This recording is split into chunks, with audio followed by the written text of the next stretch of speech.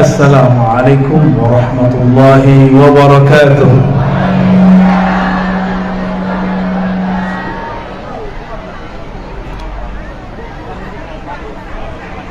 Halo. Hai. Salamio. Alhamdulillahilladzi ja'alana minal muta'allimin. Asyhadu an la ilaha illallah wa asyhadu anna Muhammadan abduhu wa rasuluh. Allahumma salli ala Sayyidina Muhammad wa ala alihi wa ashabihi ajma'in. Tadi terhormatnya sudah banyak ya. Jadi saya ibit aja. Kalau kata orang santri al-marja' as-sabiq. Tapi yang paling saya cintai dan hormati 3 golongan. Pertama, santri. Tepuk tangan buat santri. Dan yang kedua, gurunya para santri, para masyayikh, para kiai, para ustadz, ustazah. Uhibbukum fillah.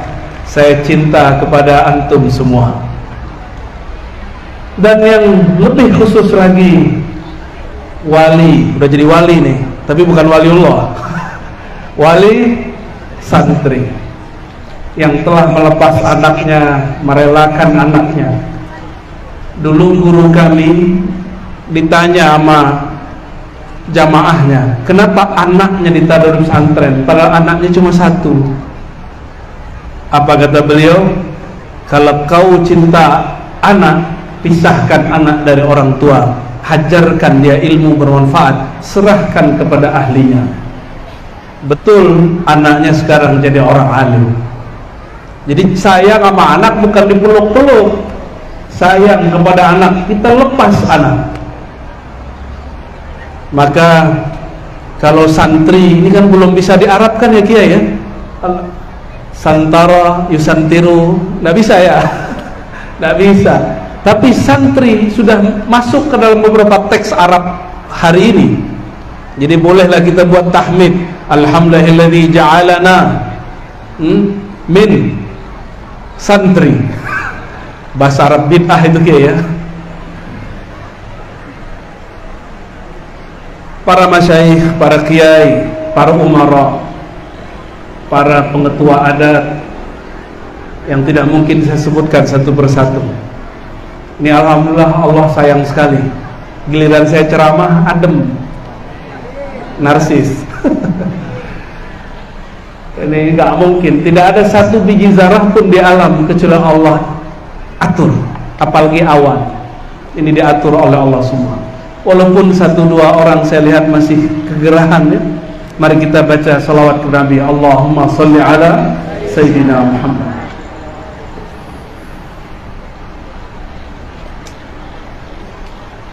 Menjadi santri, santri itu bahasa kita, tapi bahasa Arabnya kun aliman au muta'alliman.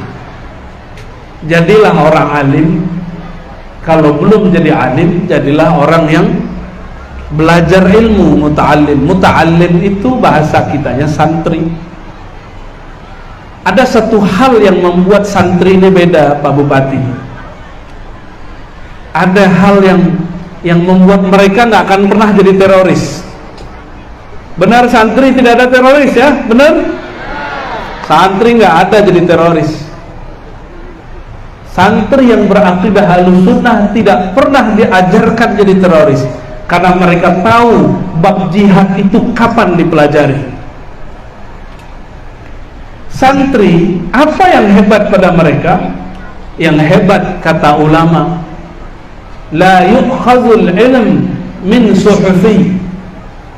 Tidaklah boleh belajar kepada orang yang belajarnya otodidak atau hanya belajar lewat YouTube. Orang begini nggak boleh jadi kiai, nggak boleh jadi guru. Kalau dia jadi guru, maka yang terjadi nanti adallahun nas, adallan nas, dia akan menyesatkan manusia. Dia akan menyesatkan manusia. Hari ini banyak orang mau sehat secara kolbu, maka dia sebut hijrah. Benar ya? Tapi orang Aswaja pernah nggak nyebut hijrah? Kita nggak perlu hijrah lagi, Kiai. Yang hijrah itu kan yang nggak ngerti sarungan ini. Tadi saya candain Pak Bupati, sarungnya keren Pak Bupati. Tapi aneh, ada orang ngomong saya hijrah dari Aswaja. Aneh gak tuh? Itu kayaknya salah didik tuh orang. Ada yang ngomong saya hijrah dari NU, hijrah dari Muhammadiyah. Itu keliru. Hijrah itu mimma nahallah. Begitu dalam hadis, al-muhajiru man hajara ma nahallah. Orang yang hijrah itu yang meninggalkan yang Allah larang. Oh, ternyata bagi kawan, hijrah dari Aswaja itu nggak tahlilan lagi, nggak tawasulan lagi. Kacau nggak? Maka mohon maaf para kiai, saya tidak mau menggurui. Ini wasiat cinta. Hati-hati, pesantren kita sekarang kitab akidahnya sudah diganti, bukan Ahlussunnah lagi. Kitab Syekh Saleh Fauzan, coba cek. Di kitab itu dia mengatakan bahwa Maulid Nabi tasyabbuh bin Nasara. Hati-hati Pak Kiai. Mohon maaf, saya bukan ingin mengajari, mengingatkan. Sejak kapan nih kitab masuk ke pesantren? Ini orangnya masih hidup di Saudi. Dia imam Wahabiyah. Akidahnya membatalkan akidah kita, fikihnya membatalkan fikih kita. Tapi kok kiai santai aja mengajarkan kitab itu? Mohon maaf. Apa kata dia tentang tawassul tabarruk? Syirik, bahkan syirik akbar. Dia menyebut tawassul, menyebut tabarruk syirik akbar. Berarti Pak Kiai ini musyrikun. Benar Pak Kiai? Lah kitabnya diajarkan di pesantren kita. Judulnya Akidah Ahlussunnah, Kitab Tauhid, tapi isinya takfiriyah, mengkafir-kafirkan, minimal membid'ahkan. Ini mohon Pak Ketua nih, Ketua pesantren nih, mohon dimusyawarahkan itu dengan para kiai. Ini bahaya. Ini ibarat api dalam sekam. Nunggu aja, nunggu waktu, murid nanti akan menghadang, membid'ahkan kiainya. Sudah mulai. Tapi di sini aman nih. Saya nggak yakin aman-aman juga ya. Coba cek aja ntar kitab pesantrennya. Mana kitab Aqidatul Awam itu? Mana kitab Ummul Barahin itu? Kok hilang? Syarah Nasafiyah kok hilang? Dulu kitab kuning isinya itu. Udah berganti dengan kitab putih. Ya dokter, ini kewajiban kita. Ini pahit. Habis ini nggak diundang lagi juga nggak apa-apa Kiai. Ya, nggak apa-apa. Tapi saya harus sampaikan ini karena si pengarang kitab ini, dan kitab ini sudah diajarkan bertahun-tahun di pesantren. Apa kata si muallif kitab? Maulid Nabi tasyabbuh, menyerupai Nasrani. Menyerupai dari mana? Lalu dia pakai hadis, man tasyabbaha biqaumin fa huwa minhum. Siapa yang menyerupai satu kaum, bagian dari mereka. Menyamakan dengan Nasrani berarti menyamakan dengan orang yang tidak percaya kepada nubuat Nabi Muhammad SAW. Mohon diperbaiki itu. Kan kitab tidak ada yang suci. Yang suci cuma Al-Quran. Nggak ada lagi yang suci melebihi ini. Jadi kitab kuning boleh diganti, Al-Quran tidak boleh diganti. Bahkan nih Pak Polisi sekarang menghadapi masalah, ya, ada namanya PCS. Pak dengar Pak? Polisi Cinta Sunnah. Waduh gawat, ya. Judulnya keren Pak, Polisi Cinta Sunnah. Tapi kiai-kiai ini ahli bid'ah semua beda itu. Mohon maaf, saya menyampaikan qaulul haq wa in kana murran. Saya akan sampaikan, walaupun pahit kita sampaikan, ya. Semoga jadi obat. Gak usah khawatir para umara. Santri-santri ini mendoakan pemimpin setiap hari. Ya, benar gak? Para kiai kita doain pemimpin gak tiap hari? Walaupun kita nggak nyoblos, kita doain tiap hari kok. Doain tiap hari. Karena itu perintah dari baginda Nabi Muhammad SAW. Ya, perintah dari para masyayikh. Maka saya kalau doa, Allahummarham man tawalla ala umur biladina. Ya Allah, rahmati siapapun yang urus negeri ini, apapun jabatannya, apapun urusannya, rahmati dia. Kita nggak benci. Kalau yang mengajarkan kebencian berarti dia sudah masuk ke ranah politik. Nah, itu sudah bukan bagian saya. Bapak Ibu yang bukan Allah, ini harus hati-hati di kitab pesantren. Tidak semua kitab gundul itu sahih. Ya. Sampai sekarang masih ada kiai, mohon maaf nih kiai, tiap tahun, tiap bulan ngomongin utlubul ilma, carilah ilmu. Tapi dia sendiri nggak cari ilmu tentang hadis ini. Masih dibaca juga hadis utlubul ilma minal mahdi ilal lahdi qala Rasulullah. Kapan Rasulullah ngomong begitu? Itu bukan hadis Nabi, itu perkataan ulama. Saya dari kecil dengar seorang kiai ngomong begitu. Sekarang umurnya udah sekian masih baca hadis itu. Dia suruh orang belajar, dia nggak belajar. Maklum, para kiai ini bingung mau belajar sama siapa lagi. Nggak ada lagi yang lebih alim dari dia. Benar Pak Kiai? Kadang-kadang ada 1-2 kiai mengaku begitu. Padahal setiap ada orang alim, ada yang lebih alim darinya. Betapapun hebatnya ilmu kita, ada yang bergelar, ada yang berlaqab, macam-macam. Tapi semua ini berkah para masyayikh. Maka disebutkan dalam hadis, al-alim wal muta'allim syarikani fil ajr. Kiai dan santri itu sama-sama dapat kehormatan, reward, pahala yang sama di sisi Allah Subhanahu wa ta'ala. Itu sebabnya saya kalau salaman sama santri itu nggak pernah nolak. Tangan saya biarin aja, karena saya pengen dapat berkah dari cium tangan mereka.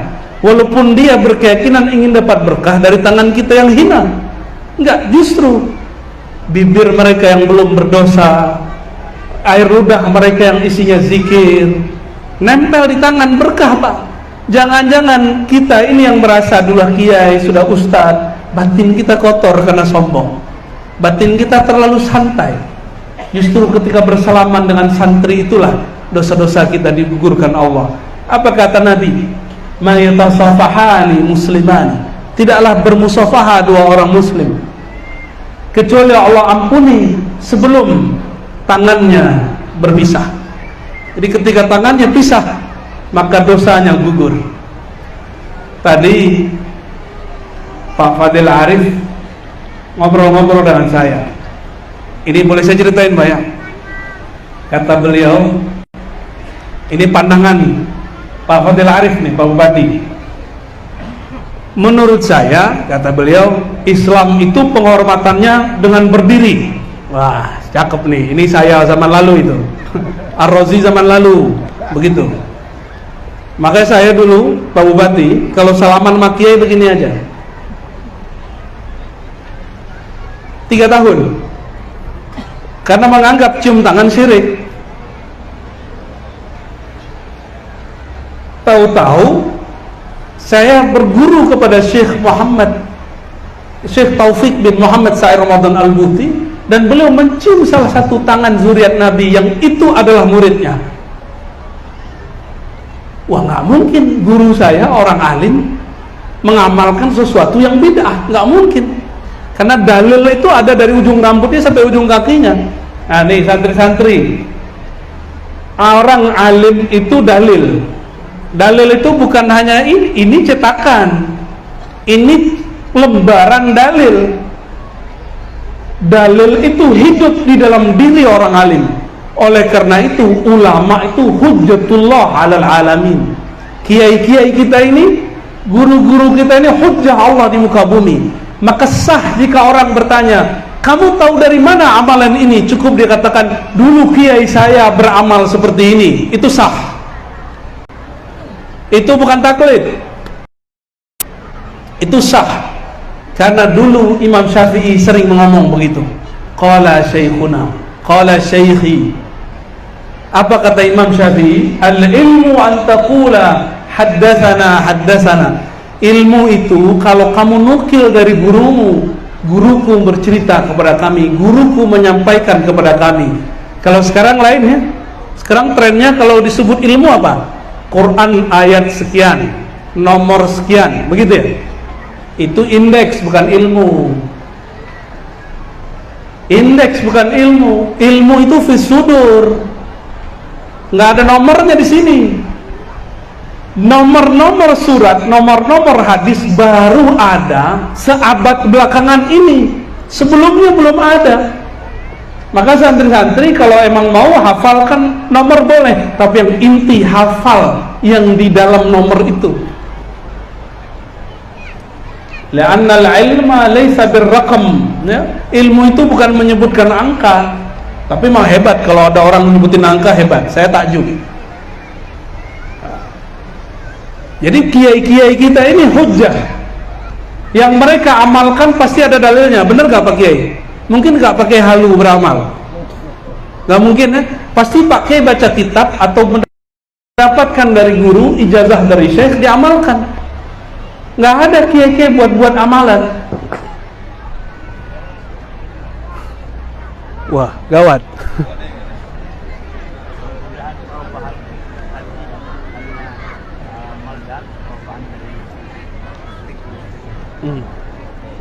Kita tunggu.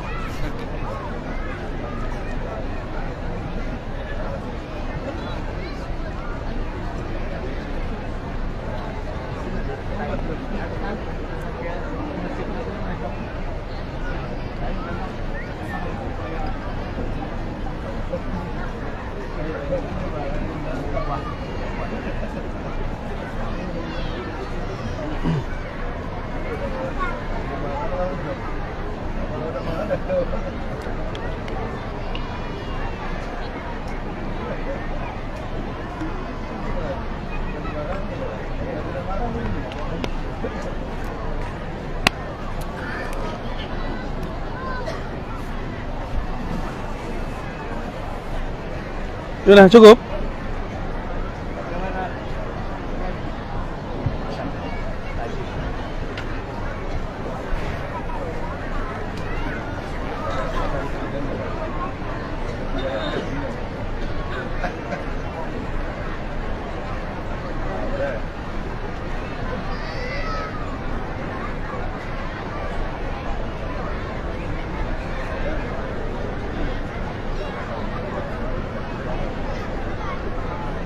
Sudah ya?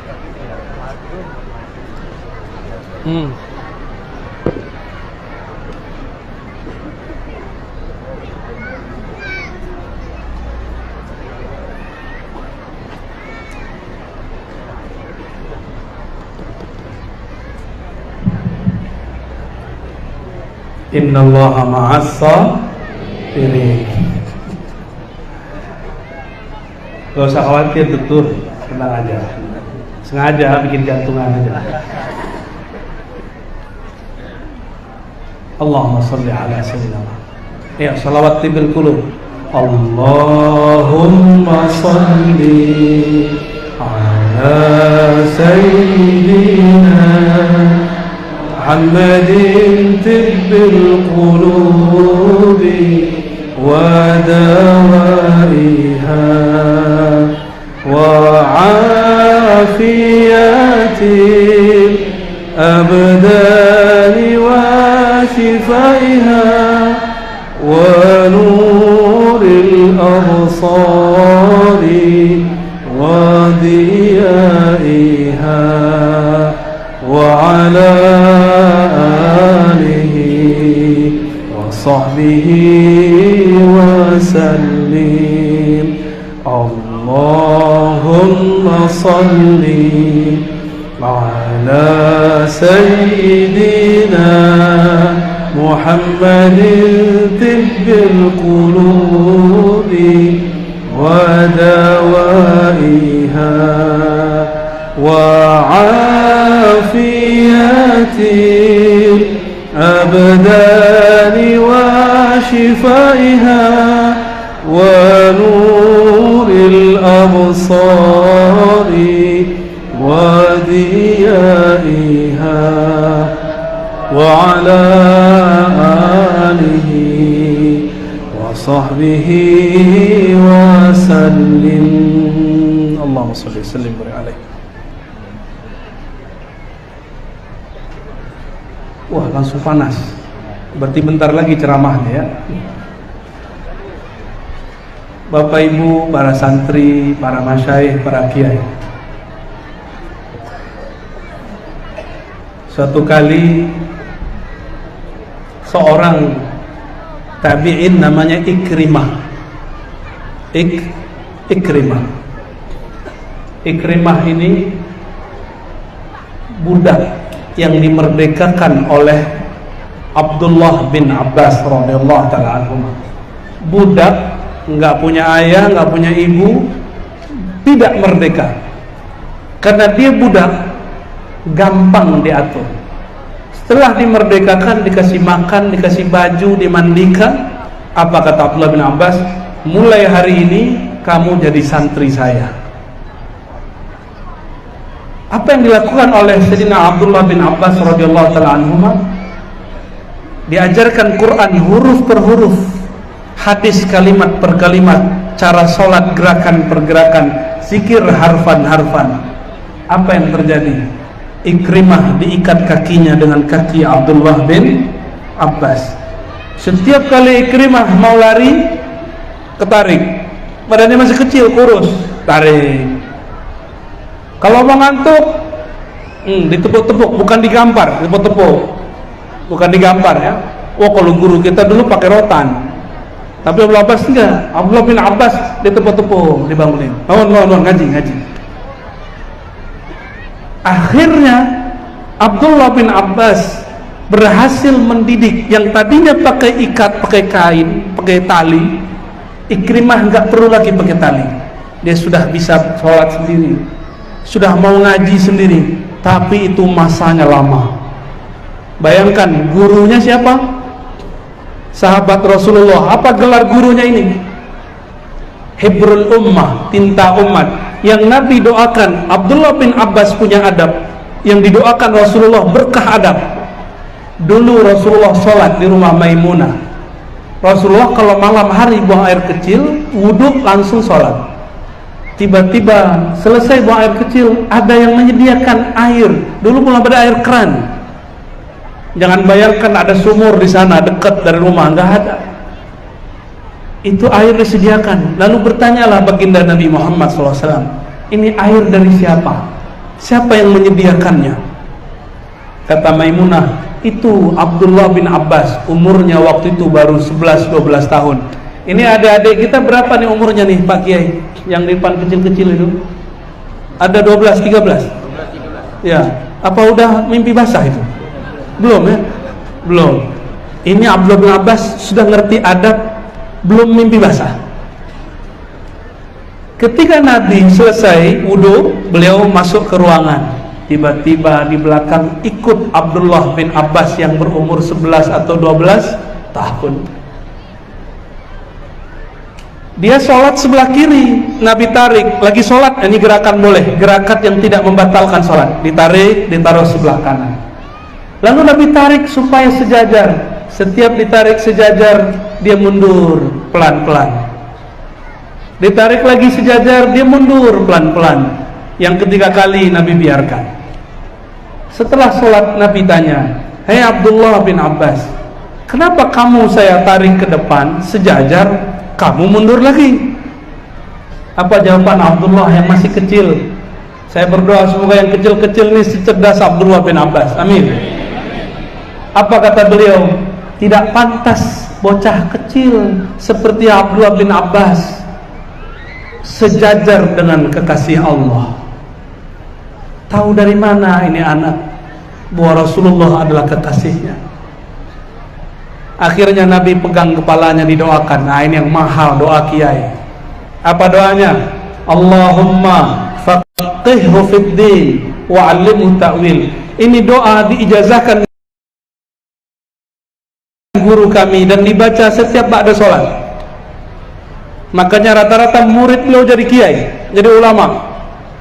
Saya paling bodoh di antara mereka, tapi berkah doa yang diulang-ulang 5 waktu ini saya dapat kecipratan keberkahan Abdullah bin Abbas. Apa artinya? Allahumma faqihhu fid din. Ya Allah, buat anak ini faqih, mengerti ilmu agama. Wa 'allimhu ta'wil, ajarkan dia pemahaman ayat, takwil. Diusap-usap kepalanya, didoakan. Dan benar, Abdullah bin Abbas umurnya belum sampai 20, Nabi sudah wafat. Nabi wafat umurnya 15 tahun, satu riwayat 13 tahun. Tiba-tiba adalah perkumpulan, ini khalifah kedua, karena Sayyidina Abu Bakar hanya setahun lebih sedikit atau 2 tahun lebih kurang. Memimpinlah Sayyidina Umar setiap kali berkumpul, ada kiai-kiai para sahabat berkumpul di sampingnya. Tapi kali ini lain. Sayyidina Umar ajak anak yang belum berumur 20 tahun duduk di sampingnya. Apa kata kiai-kiai senior di antara sahabat? Ya Amirul Mukminin, wahai pemimpin kami, untuk apa kamu bawa anak bocah kecil ini yang nggak ngerti urusan kita, yang tidak faham pemahaman kita? Sayyidina Umar senyum. Nggak tahu dia. Ini orang sudah diberkati Rasulullah sallallahu alaihi wasallam. Apa kata Umar? Wahai tuan-tuan, apa makna idza jaa nasrullahi wal fath? Ini para kiai sudah tahu semua nih kisahnya. Apa makna al-fath? Apa makna surat An-Nasr? Kata mereka, jika kita menang orang masuk Islam, banyaklah istighfar dan tasbih. Fasabbih bihamdi rabbika wastaghfir. Wah, itu ilmu fikih, bukan takwil. Kata Umar, bukan itu yang saya maksud. Itu saya juga tahu. Orang nerjemah Quran juga tahu. Jika kemenangan datang, orang masuk Islam, maka istighfarlah, banyaklah tasbih, karena Allah SWT Maha penerima taubat. Terus makna apa yang kau mau? Coba tanya Abdullah bin Abbas. Apa kata Abdullah bin Abbas? Surat An-Nasr, mautu nabiyina Muhammad sallallahu alaihi wasallam. Surat An-Nasr adalah wafatnya baginda Nabi Muhammad sallallahu alaihi wasallam. Langsung semuanya kaget. Kenapa? Kalau Nabi sudah selesai tugasnya, mangkatkah beliau? Mangkat. Jadi Pak Kiai, Bu Nyai kalau sudah selesai tugas, nunggu waktu aja. Jadi jangan selesai tugasnya. Itu makna kalam guru kita, selalu bangun pesantren, bukan bangunan fisik, bangunan ngaji terus. Buat program baru. Jangan proposal dulu Pak Kiai, ya, ngaji aja dulu. Bangunkan spiritnya, nanti Allah buatkan wadahnya. Sebagaimana Allah lebih awal menciptakan Nur Muhammad, baru diciptakan wadahnya Muhammad bin Abdullah.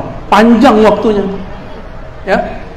Bapak Ibu, para kiai, para masyayikh, para santri yang dimuliakan Allah, ini sudah azan, udah setengah jam ya, udah panas. Saya tadi terharu waktu lagu santri, karena teringat santri-santri tadi naik truk, ya. Sekali lagi tepuk tangan untuk para santri. Semoga lelahnya kalian diberkahi oleh Allah SWT. Dan saya berharap para kiai amalkan Allahumma faqihna fid din wa 'allimna ta'wil. Allahumma faqihna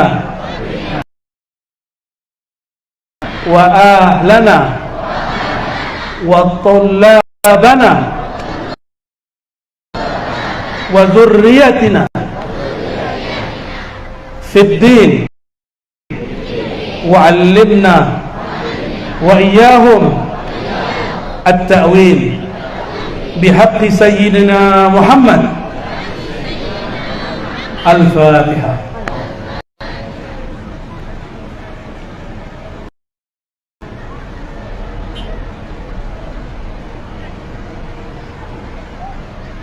Barangkali itu para kiai, para masyayikh, kalau Pak Kiai, Pak teman-teman di pesantren ingin saya lama ngaji, taruh kitab di depan buat daurah kita, daurah Ahlussunnah, daurah hadis.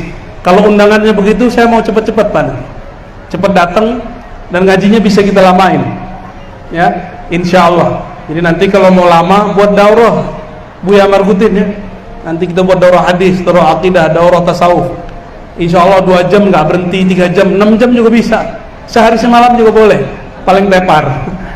Barangkali itu dari kami, semoga bermanfaat, semoga semua yang hadir dirahmati Allah, diridai Allah, semua yang berjasa untuk acara hari ini Allah ampunkan dosa-dosanya.